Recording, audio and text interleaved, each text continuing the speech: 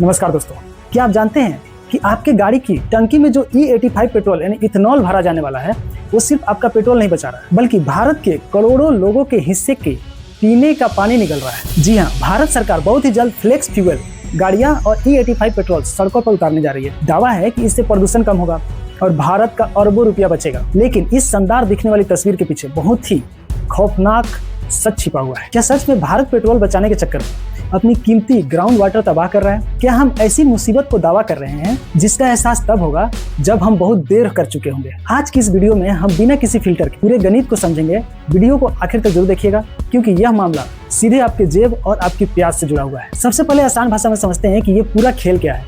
E85 का मतलब है ऐसा ईंधन जिसमें 85% इथेनॉल हो और सिर्फ 15% पेट्रोल। आप कहेंगे भाई इथेनॉल तो पौधों से बनता है, गन्ने से बनता है, अनाज से बनता है, तो ये तो पर्यावरण के लिए बहुत अच्छा हुआ ना। फैक्ट्रियां दावा करती है कि 1 लीटर इथेनॉल बनाने में सिर्फ 4 से 5 लीटर पानी लगता है। लेकिन दोस्तों, ये सिर्फ आधा सच है। ये सिर्फ फैक्ट्री के अंदर का पानी है। असली बर्बादी तो खेती में होती है। भारत में इथेनॉल जिन फसलों से बनता है वो सबसे ज्यादा पानी सोखने वाली फसलें हैं। जरा इस आंकड़ा को देखिए। गन्ना, शुगर केन, 1 लीटर इथेनॉल बनाने के लिए खेत से फैक्ट्री तक लगभग 3630 लीटर पानी की जरूरत पड़ती है। मक्का, मेज, 1 लीटर इथेनॉल के लिए करीब 4093 लीटर पानी लगता है। चावल, ब्रोकन राइस, अगर चावल से बनाया जाए तो 1 लीटर इथेनॉल के लिए 10,790 लीटर पानी की बलि चढ़ानी पड़ती है। यानी आपकी गाड़ी को 1 लीटर इथेनॉल देने के लिए हजारों लीटर पानी जमीन से खींच लिया जाता है। अब जरा बड़े पैमाने पर सोचिए, भारत में हर रोज लगभग 13 करोड़ लीटर पेट्रोल की खपत होती है। अगर हम अपनी गाड़ी को पूरी तरह E85 यानी फ्लेक्स फ्यूल पर शिफ्ट कर देते हैं तो हमें हर रोज 11,000 लीटर से ज्यादा इथेनॉल की जरूरत पड़ेगी। वैज्ञानिक और एक्सपर्ट के मुताबिक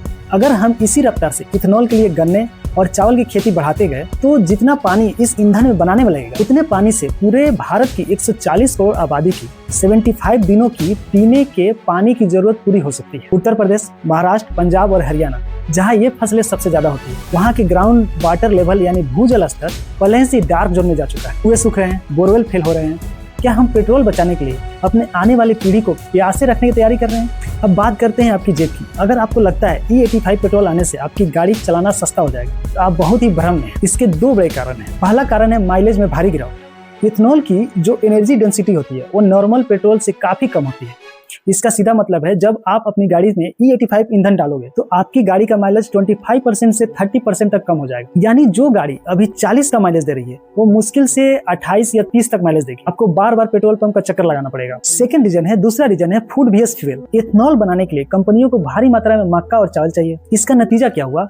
पशुओं और मुर्गियों के चारे, इसके लिए मक्के की कमी होने लगेगी और जब चारा महंगा होगा तो बाजार में दूध, चिकन और अंडों के दाम अपने आप बढ़ने लगेंगे। यानी पेट्रोल की पॉलिसी की वजह से आपकी रसोई का बजट बिगड़ने लगेगा। तो क्या इसका मतलब यह है कि सरकार की इथेनॉल ब्लेंडिंग पॉलिसी पूरी तरह गलत है? नहीं, ऐसा नहीं है।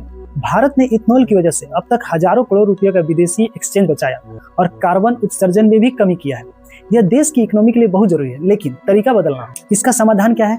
हमें गन्ने और खाने के चावल के बजाय कृषि अवशेष जैसे धान की पराली, गन्ने की खोई और कचरे से इथेनॉल बनाना होगा। इसमें पानी की बर्बादी न के बराबर होती है। हमें केवल इथेनॉल पर निर्भर रहने के बजाय ग्रीन हाइड्रोजन, कंप्रेस्ड बायोगैस और इलेक्ट्रिक व्हीकल को भी तेजी से बढ़ावा देनी होगी। देखिए, डेवलपमेंट और सेल्फ डिपेंडेंट बहुत जरूरी होती है, लेकिन जल ही जीवन है और पानी की कीमत पर मिलने वाली पेट्रोल कभी भी सस्टेनेबल नहीं हो सकती। आप क्या सोचते हो? क्या भारत में पानी की परवाह किए बिना इथेनॉल ब्लेंडिंग बढ़ानी चाहिए या पहले पानी को बचाना चाहिए? अपने विचार नीचे कमेंट्स में जरूर शेयर करना। अगर यह वीडियो आपको इन्फॉर्मेटिव लगी हो तो इसे लाइक करें, दोस्तों के साथ शेयर करें और हमारे चैनल स्काई वर्ल्ड को सब्सक्राइब करना ना भूलें। मिलते हैं आपको अगले वीडियो में, तब तक के लिए जय हिंद।